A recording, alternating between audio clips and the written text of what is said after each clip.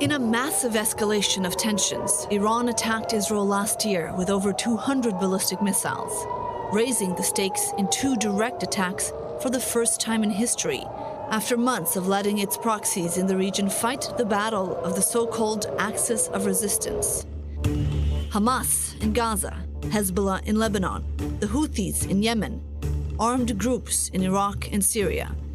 The conflicts are still ongoing. Israel has managed to significantly weaken the Iranian axis in the Middle East, but the battle is far from over. What we're seeing in the previous weeks and months, that actually Iran is trying to increase its foothold in Horn Africa, from Sudan all the way to Somalia, understanding that it serves also operational means in terms of its ability to have a base that will allow them to send the weapons to Hamas or to threaten Israel from the western side, not only from the eastern side. While Israel is busy with terror in the West Bank, engaged in a deadly war in Gaza, dealing with near-daily rocket attacks from Yemen, Iran is not only working to secure a nuclear deal with the US, it's also strategically expanding its influence in Africa. Given the weakness of the axis of resistance, it's obvious that Iran is trying to rebuild the axis. Since Africa is so important for Iran in terms of economical reasons, political reasons, of course, supporting and controlling the Shia diaspora. If we want to put pressure on the Iranians and to block them politically, diplomatically, we have to narrow their activity in Africa. Without doing so, actually, they are signaling there is no way to boycott them diplomatically because they're enhancing this kind of cooperation. It's understandable that Israel is focusing on the closest, most immediate dangers, but we're already seeing the results of Iran's entrenchment into the African continent. Israel's southern frontier, right, the Red Sea, was, as we saw, very important during the war. The Houthis in Yemen is still challenging Israel to an extent that Israel has never experienced before. And fighting the Houthis, we also see that the international coalition led by the United States could not really be too effective here.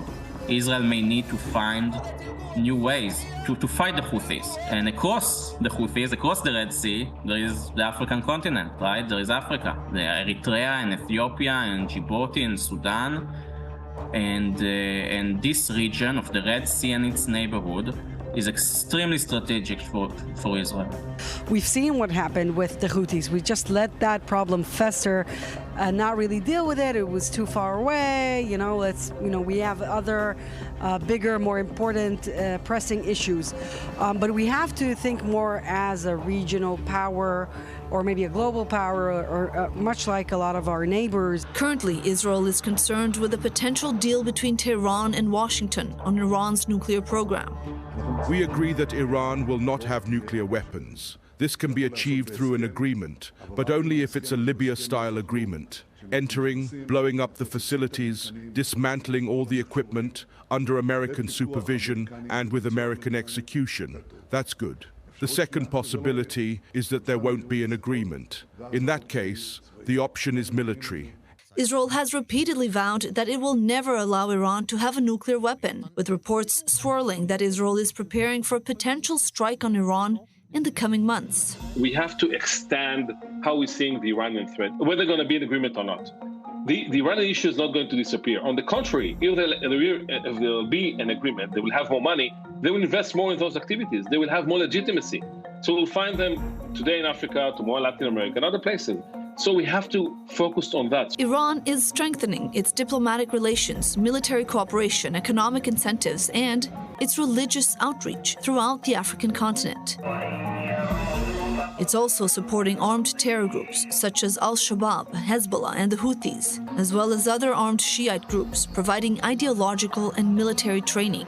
Iran-inspired Shiite Islam is growing in Africa, with countries like Nigeria, Senegal, and Tanzania in the forefront.